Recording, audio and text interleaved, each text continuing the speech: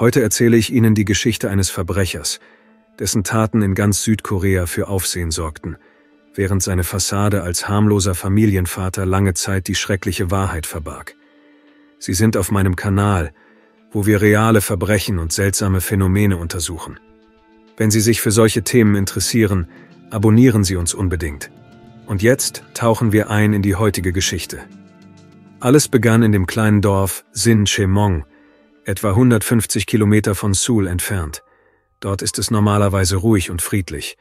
Aber am 1. März 1970 wurde in dieser Abgeschiedenheit ein Junge namens Kang Ho-soon geboren, dessen weiteres Schicksal so düster war, dass es selbst die gruseligsten urbanen Legenden Südkoreas in den Schatten stellte. Ho-soon war das dritte Kind in einer Familie mit 5 Kindern aus erster Ehe. Seine Eltern hofften, dass er die lokale Landwirtschaft fortsetzen würde, denn das Leben in Seokcho drehte sich um Felder und Bauernhöfe. Die Lehrer in der örtlichen Schule lobten seine Ordentlichkeit und sein umgängliches Wesen. Unter seinen Altersgenossen gab es jedoch Gerüchte, dass Ho-soon oft allein in den Wäldern herumstreunte und eine Sammlung alter Messer, ungewöhnlich geformter Steine und sogar Tierknochen aus der Umgebung anlegte. Aber äußerlich wirkte er wie ein ganz normaler Junge ohne irgendwelche Eigenarten oder verborgene Grausamkeit. Allerdings gefiel es ihm nicht, endlos in der Erde zu graben und sich um Vieh zu kümmern. Belastet durch die Erwartungen seiner Familie, verfiel Ho-soon in eine bedrückende Gleichgültigkeit. Nach seinem Schulabschluss 1989 wählte er den einfachsten Weg.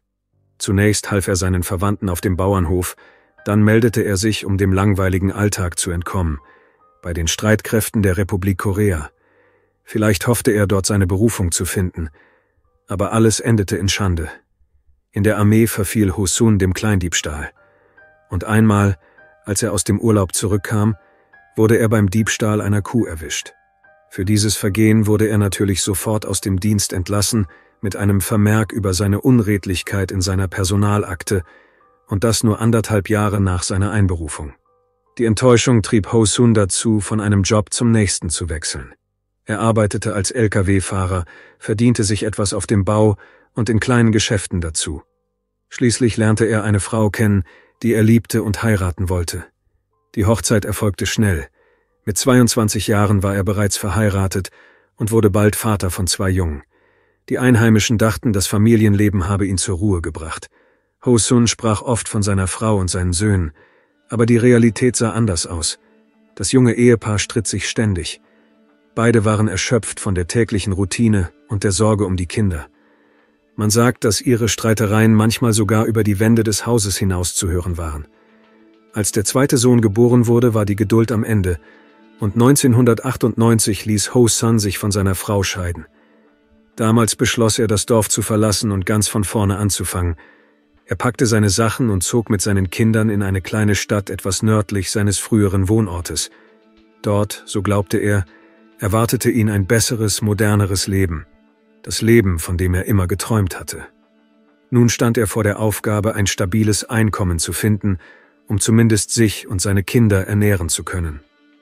Er zog noch etwas weiter nach Norden und kaufte dort ein Stück Land, hielt Schweine, Kühe, Bienen und Hühner.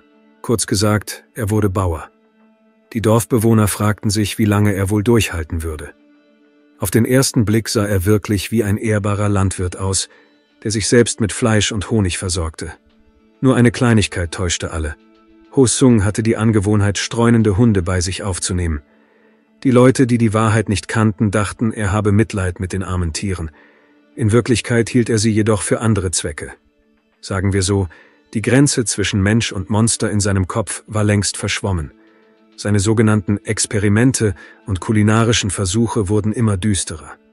Mit der Zeit ging er vom Schlachten von Vieh zum gnadenlosen Töten von Hunden über, die er unter dem Vorwand der Mitleid auf der Straße auflas.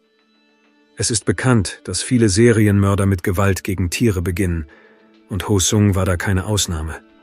Er konnte kaltblütig unglückliche Wesen erwürgen und erschlagen und sich danach so unbeschwert verhalten wie jemand, der einfach nur seinen Geschäften nachgeht. Trotz seiner dunklen Seiten versuchte Ho-soon weiterhin, sein Privatleben in Ordnung zu bringen. Auch seine dritte Ehe endete mit lautstarken Skandalen und einer Scheidung. Zu diesem Zeitpunkt vergiftete ihn der Hass auf das weibliche Geschlecht immer mehr. Er glaubte, dass alle ihn verlassen und nur eine Quelle von Problemen in ihm sahen, doch bald hatte er eine 4. Frau, Hai-Jin, die Besitzerin eines Massagesalons. Erstaunlicherweise schien diesmal alles fast perfekt zu laufen.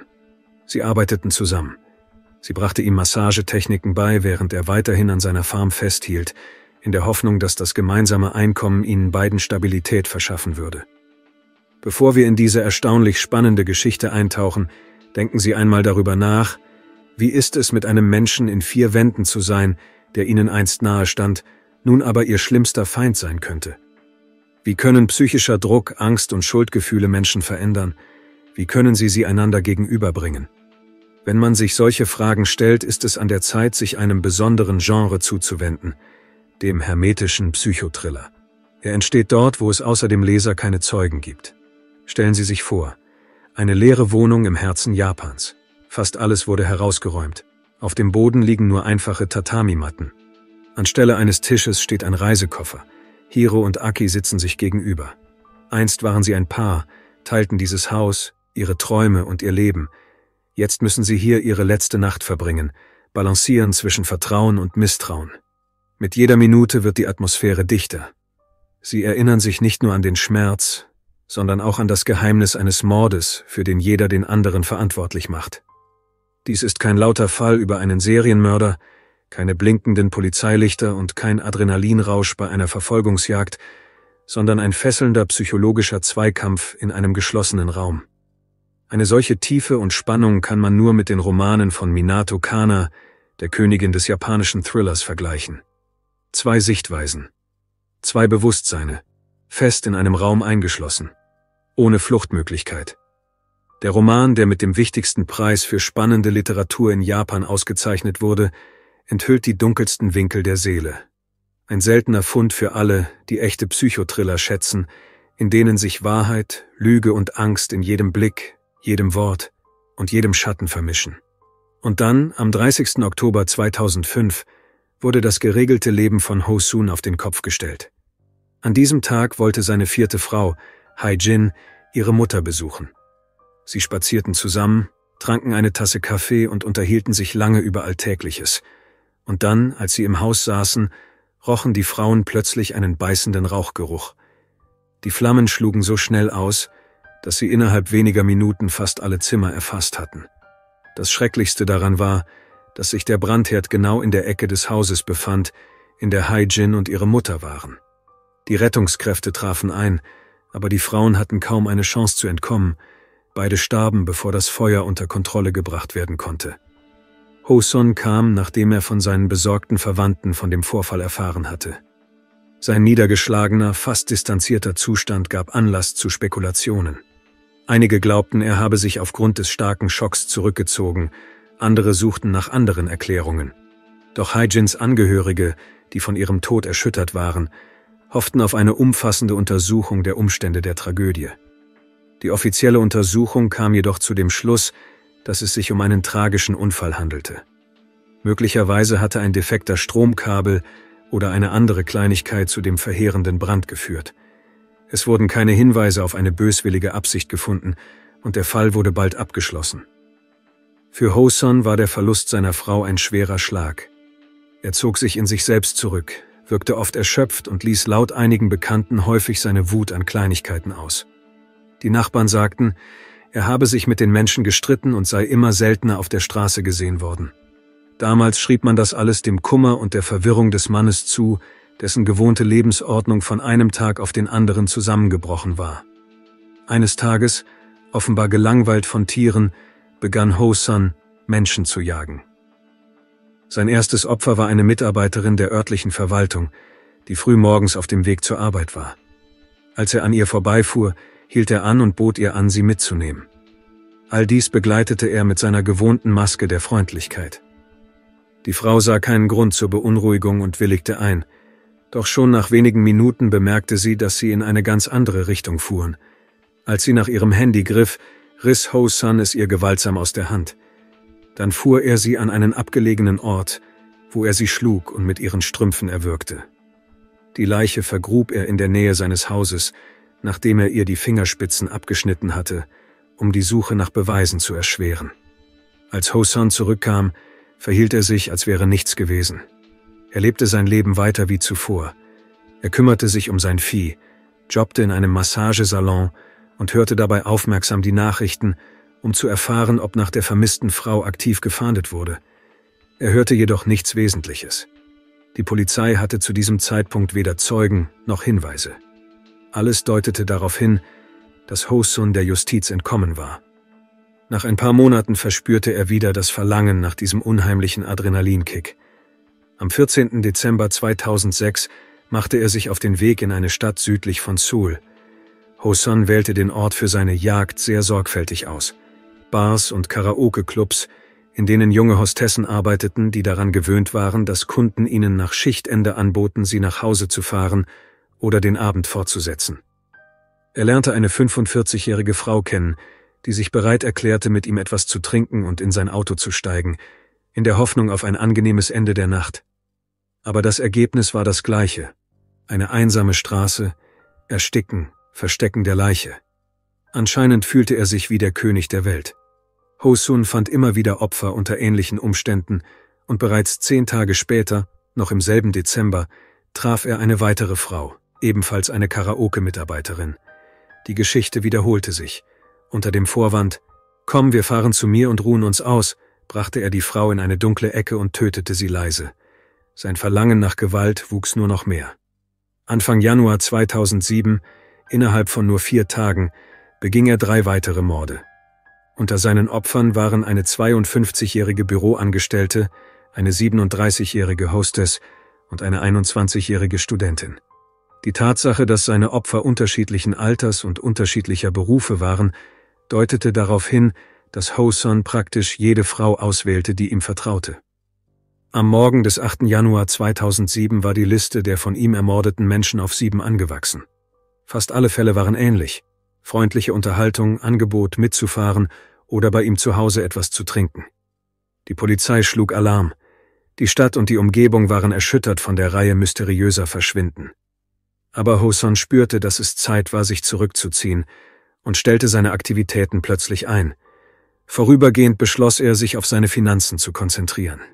Es stellte sich heraus, dass seine verstorbene 4. Frau eine stattliche Lebensversicherung abgeschlossen hatte, die wenige Tage vor dem tragischen Brand in Kraft getreten war. Obwohl dies sehr verdächtig erschien, akzeptierte die Versicherungsgesellschaft die Unterlagen und Ho-Son erhielt etwa 600 Millionen Won, umgerechnet etwa $500.000 zum damaligen Kurs. Mit so viel Geld musste er sich keine Sorgen mehr um seinen täglichen Verdienst machen. Er konnte sich zurückziehen, ruhig abwarten und beobachten, ob die Ermittler Interesse an all den Verschwinden nahmen. Fast 2 Jahre lang beging er keine Morde, bis November 2008. Aber seine Natur ließ ihm offenbar keine Ruhe. Nach einiger Zeit kam ihm wieder eine Idee und er machte sich auf die Suche nach Beute. Am 9. November tötete er eine 48-jährige Hausfrau und am 19. Dezember die 19-jährige Studentin Yoon Chae-in. Das letzte Opfer war der Schlüssel zu seiner Entlarvung. Chae-ins Angehörige, die wegen ihres Verschwindens beunruhigt waren, wandten sich sofort an die Polizei. Sie wussten, dass die junge Frau täglich mit dem Bus zur Universität fuhr. Glücklicherweise waren nur wenige Monate vor ihrem Verschwinden in der Nähe der Bushaltestelle Überwachungskameras installiert worden, und genau diese Kameras zeichneten auf, wie Yoon Chae-in in ein Auto stieg. Ho-Son, der sich bis dahin für unauffindbar hielt, hatte nicht mit einem solchen technischen Fortschritt gerechnet. Er versuchte sogar, Geld von ihrem Konto am Geldautomaten abzuheben, und dabei wurde sein Gesicht von der Kamera erfasst. Die Polizei verbreitete die Bilder über die Medien und brauchte nicht lange, um ihn zu finden. Bereits am 27. Januar 2009 wurde Ho-Son auf seiner Farm festgenommen. Die Umgebung wurde nach Beweisen durchsucht. Was sie dort vorfanden, schockierte die Ermittler. 2 ausgebrannte Autos, eines davon war laut Kameraaufnahmen im Fall des Verschwindens von Yoon Chae-in aufgetaucht, ein Haufen Damenunterwäsche, teilweise blutbefleckt, und blutige Kleidung. Die Blutuntersuchung ergab, dass sich unter den Proben Material befand, das nicht von Yoon Chae-in stammte. Es gab also noch weitere Opfer. Unter dem Druck der Beweise gestand Ho-Son die Ermordung aller 8 Frauen zwischen 2006 und 2008. Er fuhr die Ermittler sogar zu den Grabstätten und zeigte ihnen, wie er seine Opfer umgebracht hatte. Obwohl er zunächst hartnäckig bestritt, etwas mit dem Tod seiner Frau und seiner Schwiegermutter zu tun zu haben, wurde der Fall des Brandes wieder aufgenommen. Nach dem Abgleich der Fakten vermuteten die Ermittler, dass Ho-sun das Haus selbst in Brand gesetzt hatte, um die Versicherungssumme zu kassieren. Ho-sun stand sofort im Mittelpunkt des nationalen Interesses.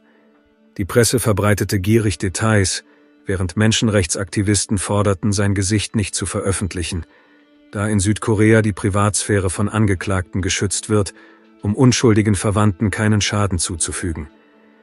In einem so aufsehenerregenden Fall gelang es der Presse jedoch schnell, ihn landesweit bekannt zu machen.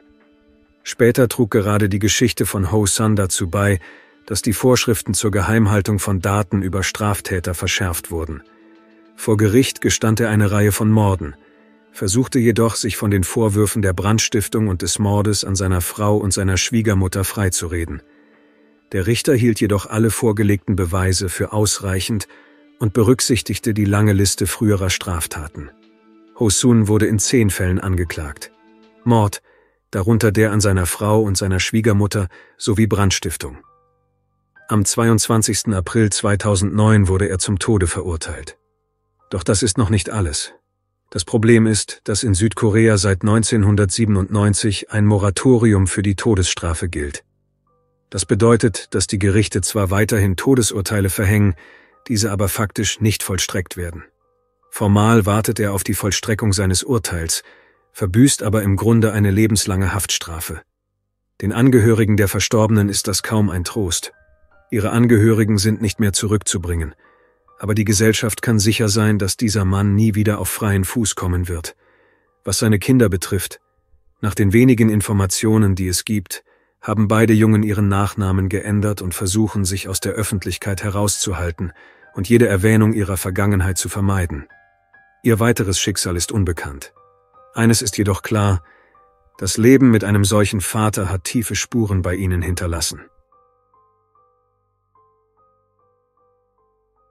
Danke fürs Zuschauen und passen Sie auf sich auf.